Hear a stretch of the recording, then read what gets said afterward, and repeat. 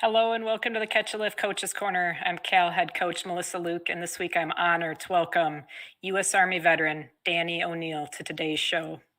Danny is a U.S. Army veteran, Cal veteran athlete, public speaker, and advocate for first responders and veterans.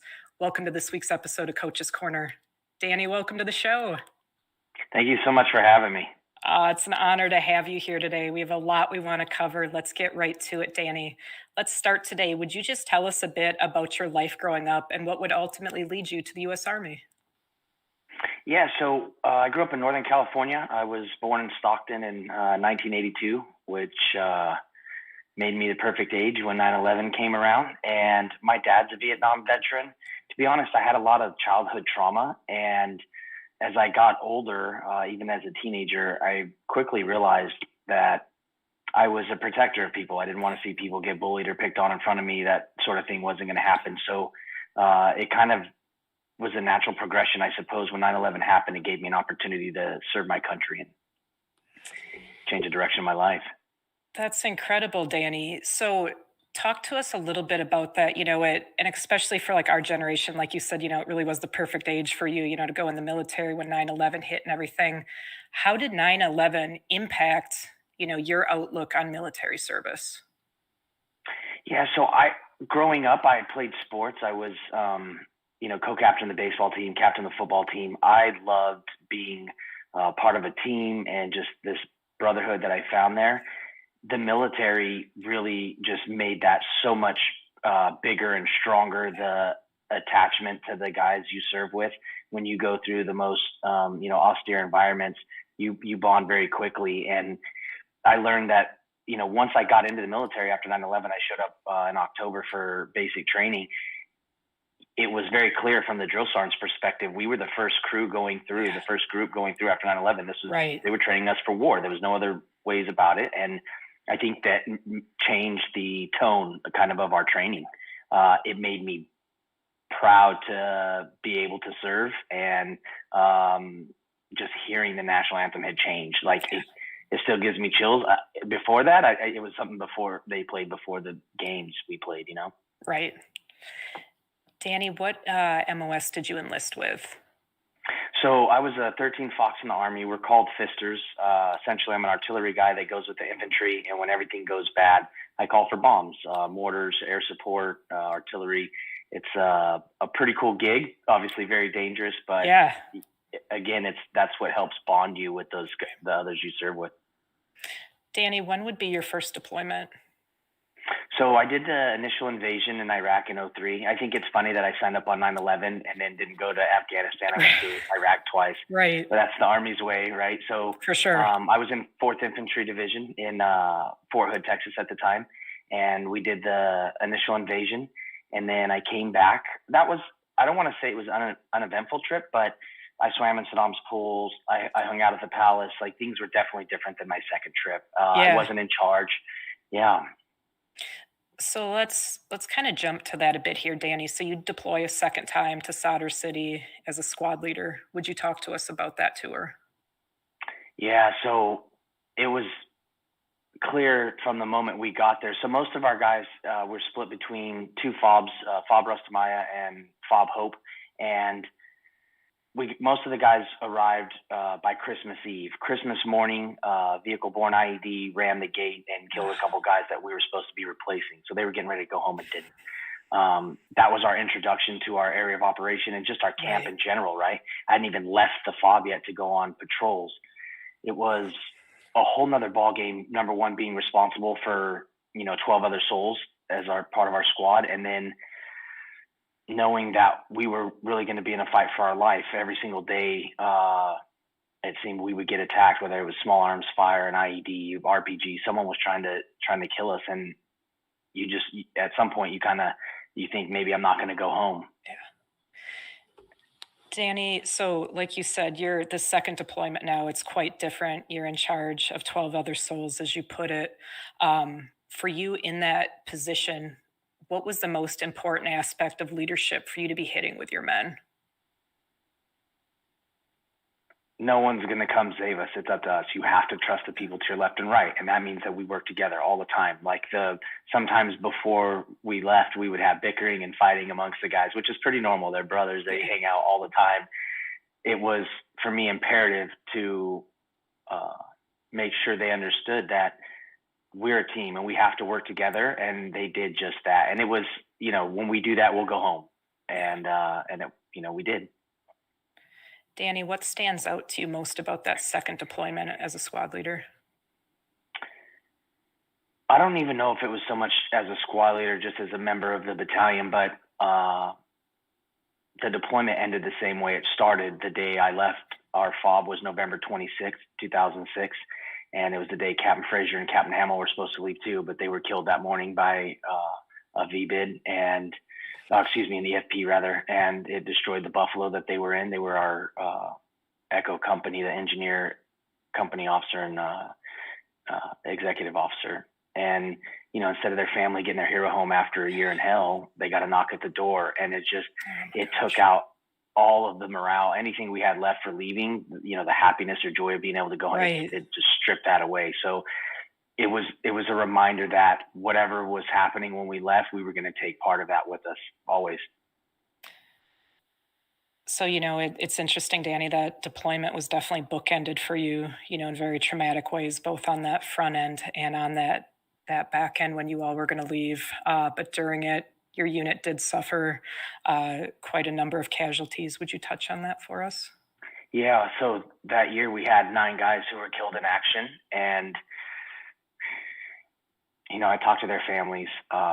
We keep in touch because I know how important that is. But I'll tell you that when you hear taps, when you know that all the memories you have with your brothers is it. All the pictures you have, that's it. There's no celebration at the next birthday or the next life event. They're gone, and it's permanent. It's hard to know that you're supposed to find happiness and joy when you don't feel it when you think about that stuff. It's hard. It's grief, and it's real. You try to compartmentalize that stuff there and focus on your mission, which is what I did. And I tried to keep my guys focused on staying alive, but I knew that we were suppressing our grieving period and the things that, the mourning process. Right. Danny, what was it like coming back to the U.S. after that deployment? It was tough. I felt isolated, and that's because I was isolating myself. I did not have good coping skills because of my traumatic childhood. The coping skills that I learned were negative, and we pass those on to each other. So there's a bunch of us with stuff that we bring into the military, right? So we drink because that's okay, so we drink every day. And that's what I was doing, was drinking almost every day to go to sleep. I would wake up, I'd still go do PT in the morning. I'd still wake up and go run, but I was not being a good soldier, and I wasn't in a good place mentally, but I didn't know how to communicate that effectively to my chain of command. I was terrified that they would try to end my career. Yeah. Danny, when you actually did get out of the military, would you talk to us about those early years right out of the military? Yeah. So in the beginning, I was going to go back for my 3rd trip, and the Army said that I wasn't good. When I went through my readiness program, the SRP, they said that you're not good for another trip. We think you have TBI and you have PTSD. You need to go to mental health. And immediately I thought they're gonna stop me from being a soldier and like being a leader. Right. This is what I do. And it is what happened. They said that when I did go to mental health, they said you're not going to be good for another tour, and they sent me home. And I felt that the military abandoned me, my country abandoned me. I really did feel that way. And it's not true. They were right. I needed help, but I didn't want to admit that. I thought, I'm fine. Parsons is missing both his legs. Puertas is missing both his legs. Like, I'm good. March got shot in the face. He's still alive. I can keep doing this. And the truth was, my decision making, the TBI affected my impulsivity, and it wasn't a good fit. So how would you work through that darkness, Danny? So in the beginning, I wasn't working through it. Drinking only made me isolate on the memories I was trying to forget or, get rid of. And to be honest with you, I had to hit rock bottom. I had to lose, essentially everything in my life to realize that I have to start working on the problems that I have, because in the military, if you're not good at push-ups, your squad leader is going to make you be the subject matter expert on push-ups. For You're sure. going to be real good. You're going to be teaching everybody Yeah, else what it looks you're going to like. become good at them. So exactly. And it was the same thing with dealing with mental health, right? So I wasn't good at it. I needed to know more about my enemy, how to face it, and how to become successful and through my adversity. And in the end, it was light and love that brought me through the darkness, man. To be honest with you, it was my wife Fawn who would we joke about rucking these 90-pound rucks or whatever, but she rucked a 210-pound guy through the day on days when I didn't want to get up. And, I'm forever grateful for that. Absolutely. And we always want to, give a thank you will never be enough, certainly to our nation's caregivers, right? We thank our veterans, but we need to also thank our caregivers because they do a great sacrifice at home too for the war fighters. So, we definitely honor your wife too for that. So like we've, talked about the deployment, especially that second one, it was very rough. And like you said, there wasn't time to process what was happening there in war. You all would come home and you would start to lose a significant number of your soldiers to suicide. Danny, would you talk to us about that? Yeah, even so, we had a suicide pretty quick after we returned. And to be honest with you, I thought it was going to be sort of an isolated thing and it wasn't going to be something that continued. In the interim, I found out that my very first squad leader in the Army, Jared Monty, had gotten the Medal of Honor. He died in 2006 when I was deployed to Iraq. He was in Afghanistan with 10th Mountain and was killed, saving his guys. I also found out my second squad leader, Michael Deason, I was watching the TV show Intervention, and his soldier was drinking himself to death. And they said his name a couple times, and then they showed his picture, and I about fell off. I didn't even watch the show. At the time, my significant other was, and it floored me, because sometimes you don't expect that's how you're going to learn these things, but that's the nature of our business. And then, so I separated myself because I wasn't in the military anymore. I didn't feel like I was part of that team anymore. And so I just tried to go on with my life. I worked in the oil field and I buried my head in the sand kind of with work. It didn't last. We started having a rash of suicides. My company commander committed suicide. He was a major at the time, and they put him on the cover of Army Times. And then we had many more that year. Gosh, and so we've had 9 guys die in combat. I wear their names on dog tags every single day. It's a reminder to keep pushing forward, for their sacrifice. They want me to live a good life. But then there's these 15 guys who committed suicide after we got back. More committed suicide 15. Than died in combat. And then there's the ones we don't even count that attempted, right? Like myself. And we don't even know those numbers. So how many guys have attempted suicide that we don't know about or are thinking about doing it and we need to reach? Danny, how have you seen the impact of these suicides affect your brothers and sisters from the unit?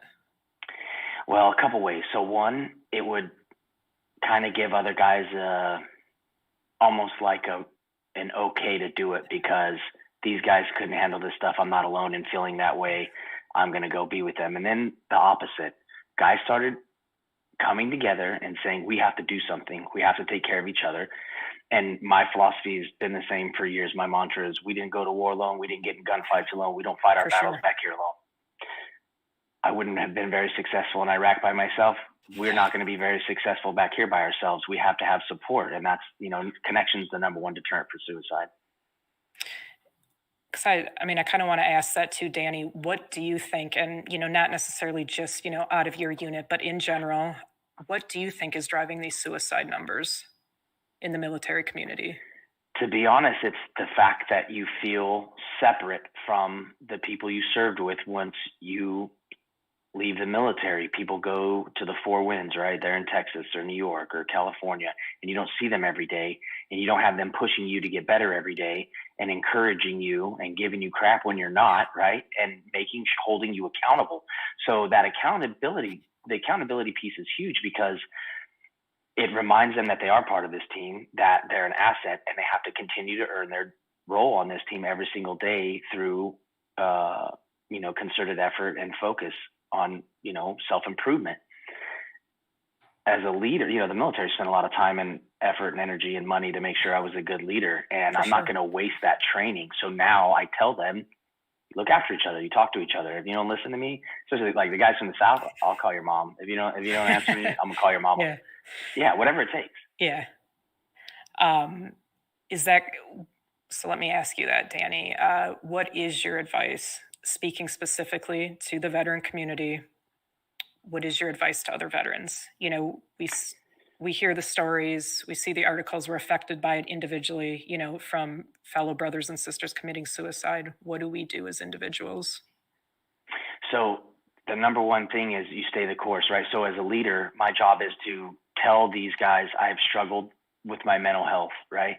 I went to get help for that, and when I asked for help, I genuinely found people who wanted to help, and they helped, right? But I had to be willing to do it. I had to be receptive, and some things work, some things don't. I take the tools that are effective, but at the end of the day, it's stay the course. It is not linear. I'm not going to get better overnight. Right. I'm going to have days where I fall down and they're not good days. But the reason you do so many push-ups in basic training is so drill sergeant can remind you can get back up. No matter how many times you get down, you can get back up, right? So For sure. for me, the focus is always on, even if you have to wait 3 more months for your next appointment, in that 3 months, you can talk to me every single day. In that 3 months, you can talk to other people, and we can still have connection and good communication where you can vent to me, talk to me, and we can find some way through the adversity and find, accomplish our goals going through it. And we've done it a million times in the military. We can do it when we get out. Thank you for touching on that, Danny. I'm going to kind of ask you the same question, but to the other side of the coin. We do have a lot of civilian supporters and, people that in the civilian world who are very concerned about this too. Do you have any words for civilians? Yes. So I believe I'm a bridge, right? I want to help the civilian population understand what the military veteran population goes through. So I don't need to talk about the gory details of my combat experience, but I can get you to ascertain that losses happen, that sacrifices were made, that when I went to war, I left a part of me there and I brought a part of war home with me. That's permanent. Some scars you can't see, but having good communication and supporting people, at the end of the day, if we're kind to other people, and it's such a funny thing because in the military, we're not always kind to each other, right? But the truth is that we don't know what other people are going through. We don't know what their daily life looks like. And some people, yesterday was Jared's birthday, right? So I had a tough day in the morning, but the truth is that the exercise and me being able to go push that stuff out, that negative energy that I'm feeling, I go turn it into positive, and the civilians can help do that same thing by communicating people. And there's a lot of stigma around mental health people. So if you're talking negatively about people with the PTSDs, you're not being helpful, right? Understand that we all go through trauma and loss and grief in life, not just veterans, but for sure, civilians too. So when we realize we're all human, we can, show a little more kindness to others. And I think that's a huge way. They can also, starting the conversation with veterans is something they can do in their own community. And I challenge every one of them to do it. Like if you don't, I can help you start that conversation. Thank you, Danny. Talk to us about Warfighter Overwatch. So Warfighter Overwatch is a nonprofit that my wife Fawn and I started, and it was because the suicides that we had in our unit, we wanted people to know that, when I say people, veterans and first responders, we wanted them to know that they weren't alone in how they were feeling and the things that they go through in their daily lives. And we understand that anything can be a trigger, from financial problems, relationship problems, work stuff. The first responders, like I had a year from the time I deployed till I came home. And while I did have trauma right before I left, right, with 2 guys getting killed in action the day we were leaving, I had time even a week before I got home, and I even had to think about opening my mouth about that kind of stuff. Right. They don't. They go home from a car accident where a family was destroyed, and they have to play with their kids and put on a happy face and, act like everything that they just went through didn't happen. And the truth is that they need somewhere to put that. So we want to make sure they understand there is a place to put it, and you don't have to feel guilty or ashamed or any of the things that you've been feeling by holding on to this stuff. I want to know that baggage is normal to have. But you don't have to keep carrying it every single day and let it impact your life in a negative way. The truth is that we carry these things because of the choices we made to help others. And that is a good thing. Even though there's negative that comes with it, at the end of the day, we know that people who are willing to fight for a better world, those are the people we want to emulate and be more like. So we want to be that. We want to be that light. That's absolutely terrific, Danny. Thank you, obviously, for your service to our great country, but thank you so very much for the work your wife and you do, both for the veteran community and the first responder community. It's just absolutely terrific. Can you touch on, Danny, how you've seen already Warfighter Overwatch, positively affect first responders and veterans in your community? So I have a lot of friends who were catastrophically injured. They're missing limbs. They're pretty jacked up, but their resilience is something that is so inspiring to me, right? There was a local Marine named Tyler Andrews. He was a sergeant in 2-1 who was injured in Kabul on August 26th. He's the most catastrophically injured survivor of that bombing from the military. And he lost a leg, an arm, some internal injuries. He was fighting for his life. He still is. He's had 18 surgeries, obviously in just this short amount of time. He's from our hometown. My wife was his little sister's cheer coach, and I read a book in his little brother's class about parents who come home with robot parts, right? And we have raised a bunch of money. We've helped give his mom the support she needed at Walter Reed while, her home and business and dog and stuff are taken care of here. We're going to get his animal transported from Folsom, California here to a mile from Walter Reed. There's a lady who is a dog trainer. It is the outpouring I got of love and support That's from the community. Incredible. Wow. It fills my bucket, right? So I'm not an ambulance chaser. I know a lot of guys who are severely injured. I didn't expect that 20 years after I signed up for the military, this is how the wars were going to end. And it's devastating, right? It is absolutely devastating. It is, yes. I can do nothing or I can do something. The same as on 9/11. And we chose to do something. We're helping this kid. We let him know that, hey, dude, Luis Puertas, one of my other buddies, double amputee, just ran in Tokyo. He's an Olympian. He's an Olympian. Amazing. Tyler can do the same thing. And that's my hope for him, is that we can push him into finding some way to inspire others through exercise. Yeah. It's absolutely incredible. So Danny, you have certainly helped a tremendous amount of people yourself by being vulnerable, by speaking, by talking about these hard topics. How has being vulnerable and sharing helped you on your journey of recovery? First off, you have no idea the people you will influence. I mean, there's people now that I know I've touched their lives and they've never said a word to me. And then there's the random messages you get that say, you don't know me, but I heard what you said and it resonated and it made me want to make changes in my life, or it made me, aspire to do something better, right? Because for me, being a leader isn't about teaching my guys to be almost as good as me so I can get promoted. It's about teaching them how to be better than me so that they, they're going to teach the next group how to be better than them. I just feel like I've been so blessed because I know I'm lucky to impact other people's lives in a positive way. And I did not feel that way when I came home from war, right? I thought the impact that I made was when me and the boys showed up, you were going to have the worst day of your life. And now when I show up, we're going to turn the worst day of your life into something positive. And that's my goal every single day, is to do random acts of kindness for people who, think that this is their worst day. And I know that rock bottom is the best place to build a foundation. Absolutely.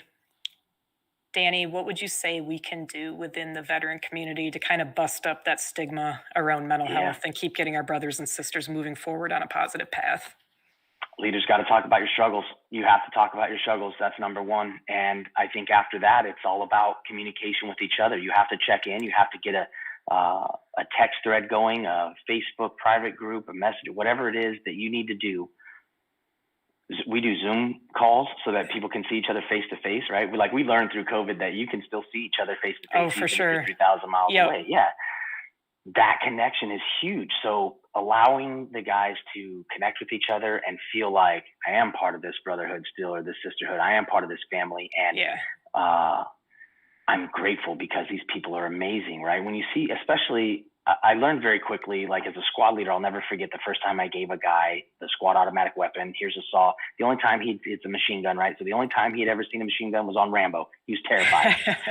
But within a week, this transition happened where not only was he taking the weapon apart and putting it back together, he was racing his buddies, right? And then they were doing it blindfolded. Now, in a week's time, I've now trained my entire squad on this weapon, and I've done nothing but give it to the person who's going to be using it and make him take it out of the arms room every day and work with it. They did it blindfolded. So now if he goes down, if he gets hurt, I have someone else who can step in and be comfortable with that thing, right? That's what leadership's about, is teaching these guys to be comfortable when it's an uncomfortable situation. Absolutely. So Danny, definitely we know, and I agree with you. I know just from my own personal life, I have found so much healing and strength from being able to tell my story, right? To talk to other people about that and, encourage others to do the same. But it's, as we both know, it comes in stages. And, for a lot of years, you can kind of run away from that, and we're all okay until we're not, right? Because you check in on someone, I'm okay, I'm okay. So what would you say to a veteran today that is seeking support but doesn't know how to go out reaching to a brother or sister? They've always been strong. People have, they've been okay for a decade, but they're not. So as soldiers and Marines and, military members, we're supposed to be the epitome of strength, right? We're what the American people look to protect everyone else and do a job no matter how hard it may seem. In fact, even when the odds of you dying go up, you still are required to carry out your mission. And that sort of commitment, I think, is something that we need to draw into, that we all have inside of us. I feel that as much as I've learned as a kid growing up and even in the military, I've learned so much more since I've left the military about being mature and helping other people grow as well, and learning from our stories. The more I tell my story, the easier it gets, right? The less emotional it is. And not to say that it's not, this is a part of my life, but at the end of the day, I know that I got to work with people who are heroes, real heroes. And I can't express how much that means to me, because despite the loss and the trauma that went along with it, I know that there is some good from that. And we have to lean on each other when times are tough to draw that strength. And we need leaders now. We need to be united more than ever. Our country is so divided, and we can find things that help bring us together. And, communication is one. Absolutely. Danny, I want to transition just a little bit here, and I want to talk to you about your individual fitness. You're an avid outdoorsman, surfing, climbing. Talk to us about fitness and being outdoors and how that's aided in your recovery. Yeah. So when I came back, I was on almost 24 prescription pills a day, and those are like on my good days. On bad ones, you take more, right? And I felt like I was poisoning myself. My wife found this program where I would go learn to surf. I'm from California. I'd always wanted, even in the military, people were like, "Do you surf?" No, there's no ocean near Stockton or Sacramento. Yeah. You got to drive. So when I got there, I was terrified. I'd gotten in the ocean, but not like that. Yeah. And I was definitely nervous. And then I saw this triple amputee named Martin, and he didn't just like go out there and have someone push him into waves. Yeah. He's a triple amputee. He rolls up this little pad on his nub elbow or whatever, what's left of his right arm. His left arm is there, no legs. He goes, paddles out himself, catches the waves by himself, uses his hips to turn the board.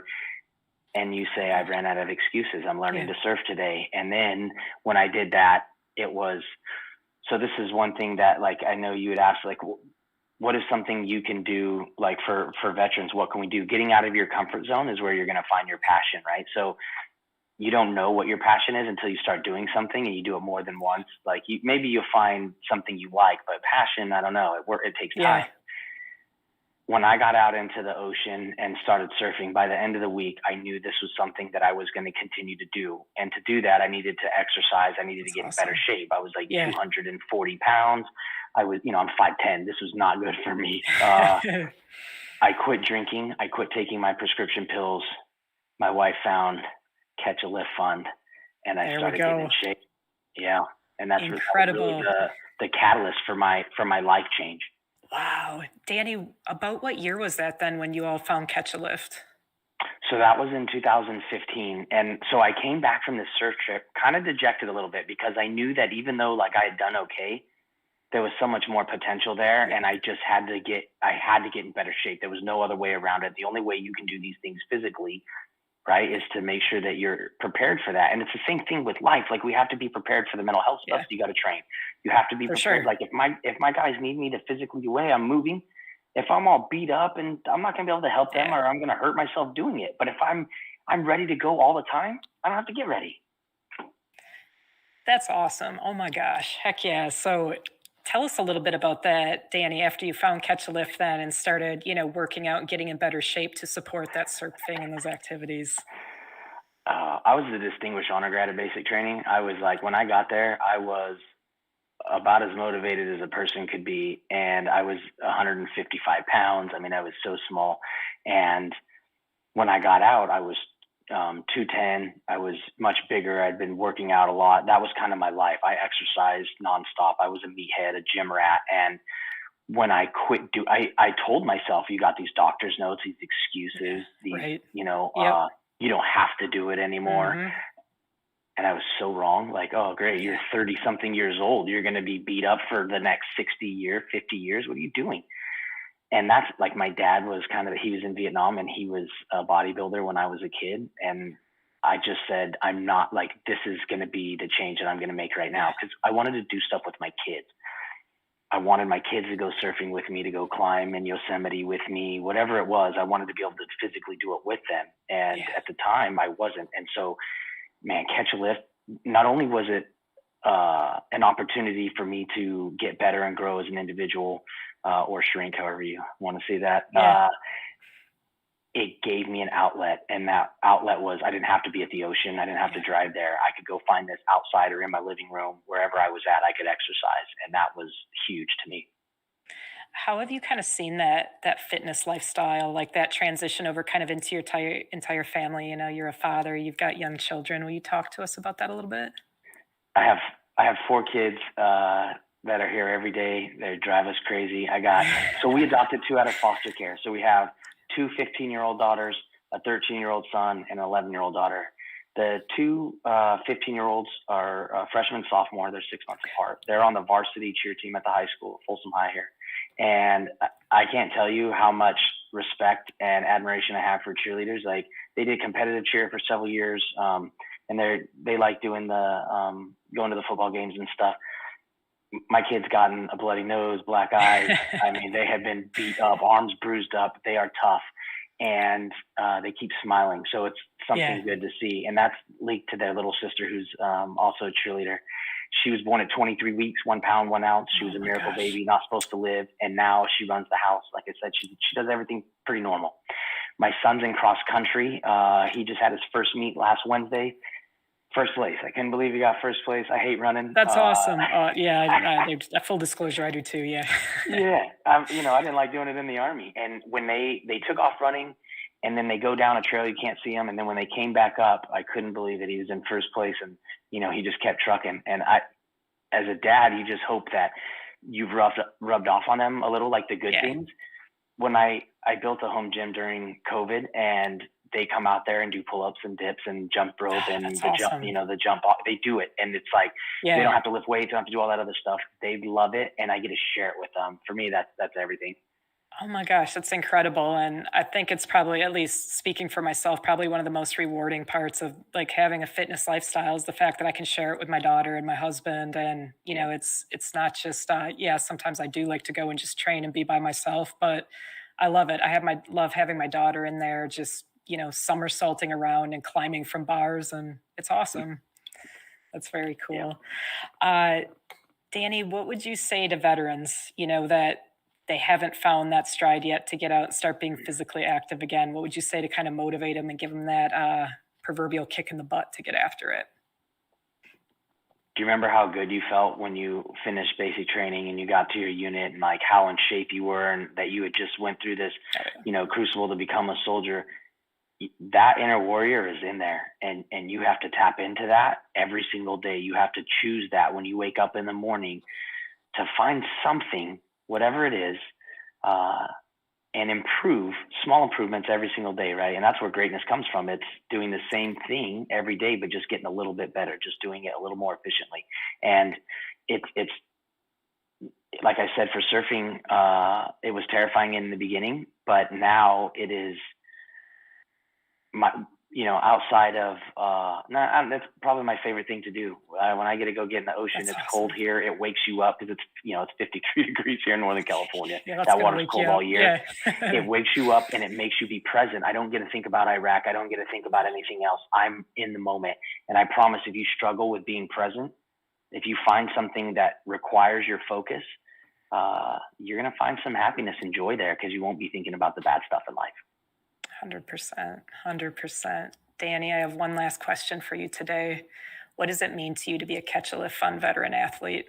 To be able to explain to people what fitness has done in my life. So because of that, I get to share things with people like surfing and hiking.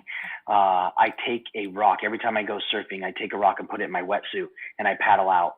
They say that Pacific has no memory. That rock represents all of the trauma that I've received from others, all the transference where people are having a bad day, and I listen to them. I give it to the ocean, and then I get to be one with Mother Earth for a little while, right? And there's something so magical about having a wave push you. I can't explain it, but same thing with climbing a mountain. Once you're up on the top and you get to see the views and what you've just done, it's exhilarating. And that feeling, that happiness and joy, it's out there, but you have to chase it. And